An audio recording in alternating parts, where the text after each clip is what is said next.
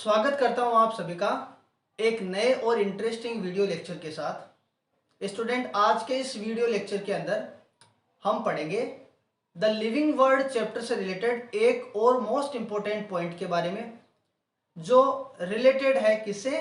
Taxonomy से। हम पढ़ेंगे टेक्सोनॉमिक कैटेगरीज के बारे में।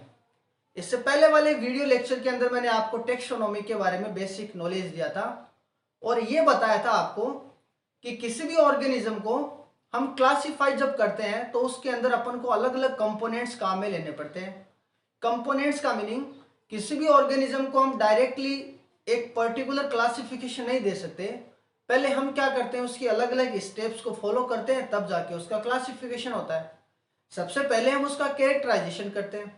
कैरेक्टराइजेशन का मतलब जो भी अपन को कैरेक्टर दिख रहे हैं उसको हम क्या करते हैं, नोट डाउन कर लेते हैं। उसके बाद में सेकंड जो टर्म आती है, सेकंड जो स्टेप हम काम में लेते हैं उसका होता है आइडेंटिफिकेशन।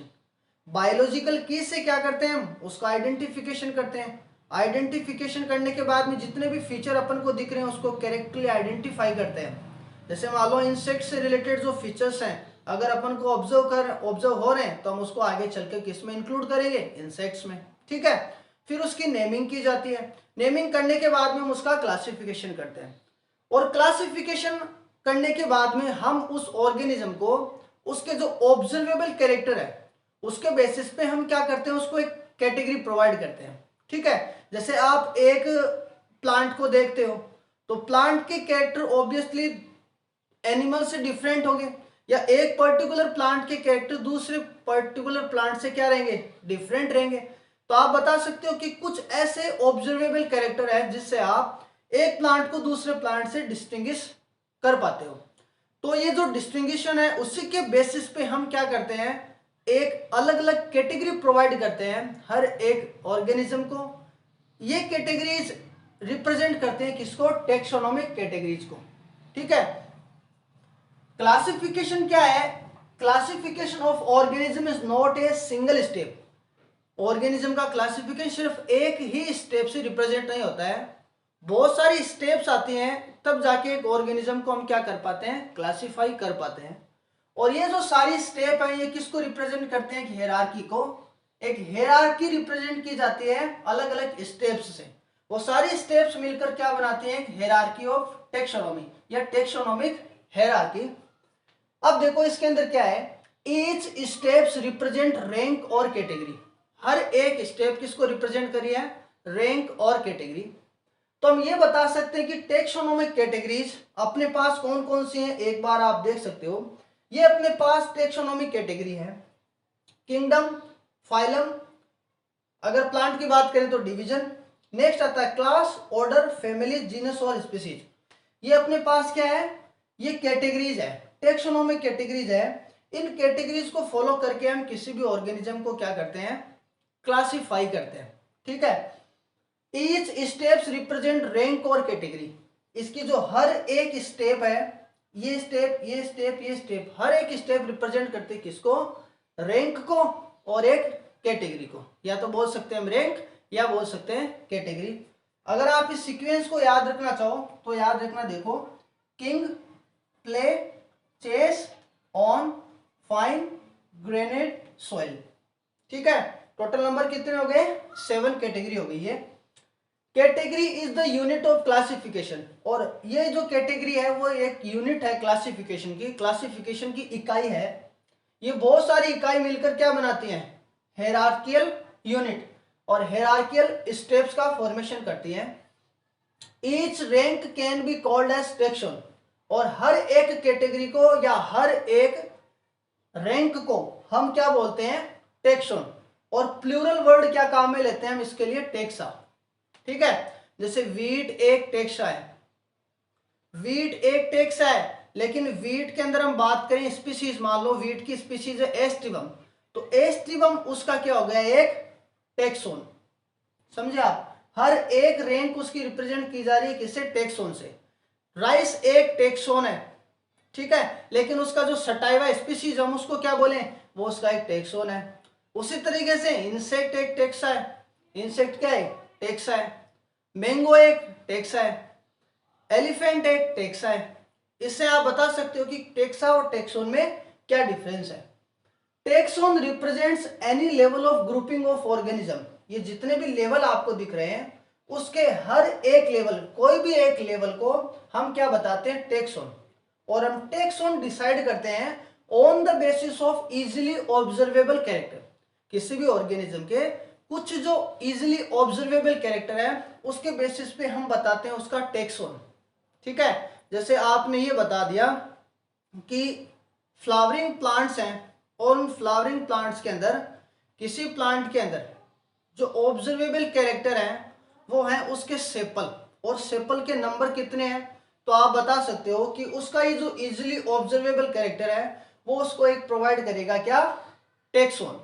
ठीक है, अब देखो ये जो अरेंजमेंट है, ये जो अरेंजमेंट है ये रिप्रेजेंट करता है टेक्सोनोमिक हेरार्की को।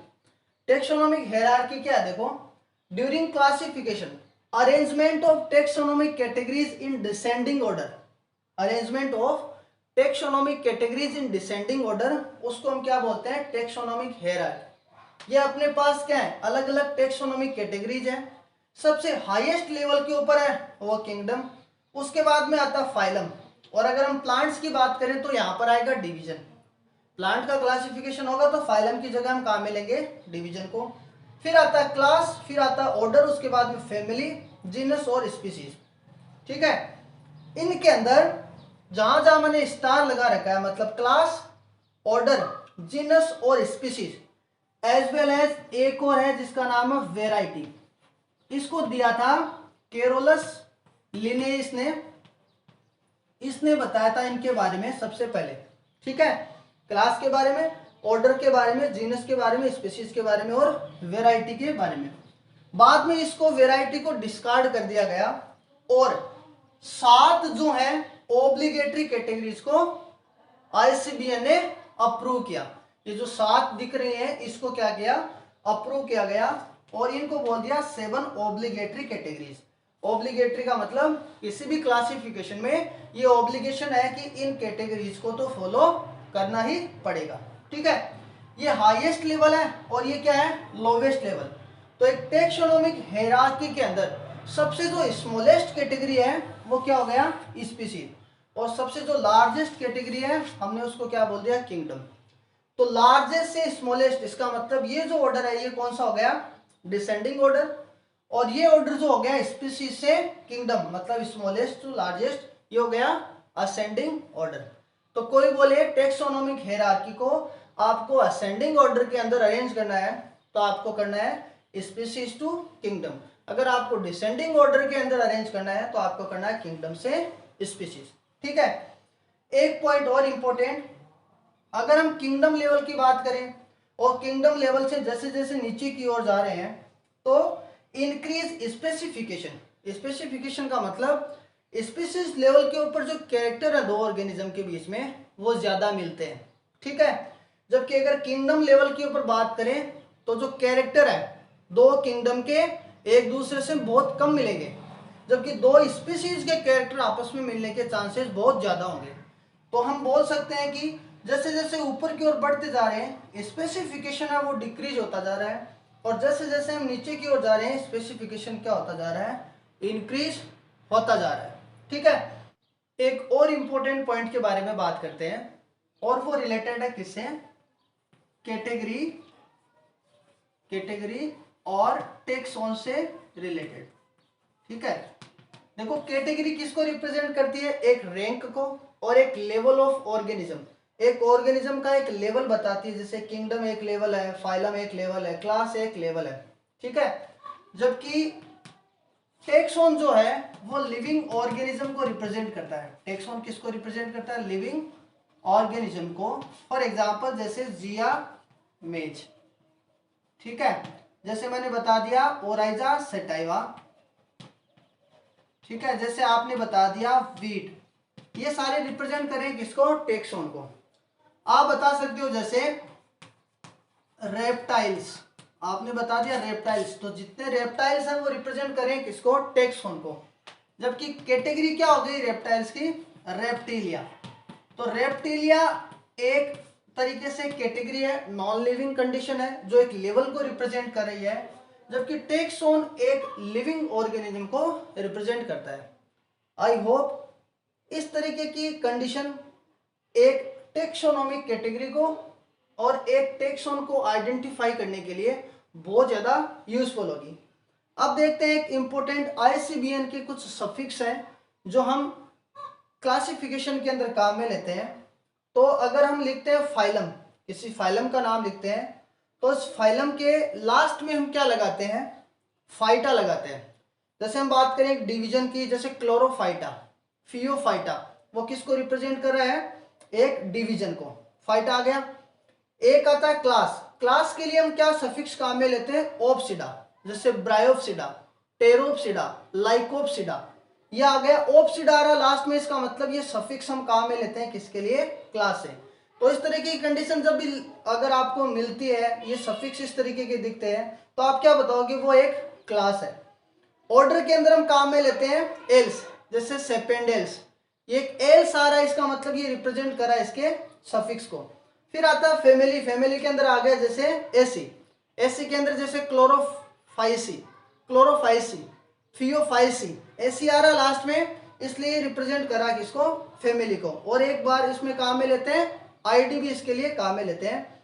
इस तरीके से ये कुछ सफिक्स काम में लेते हैं जिससे हम रिप्रेजेंट करते हैं इन अलग अलग टेक्सोनोमिक कैटेगरीज को।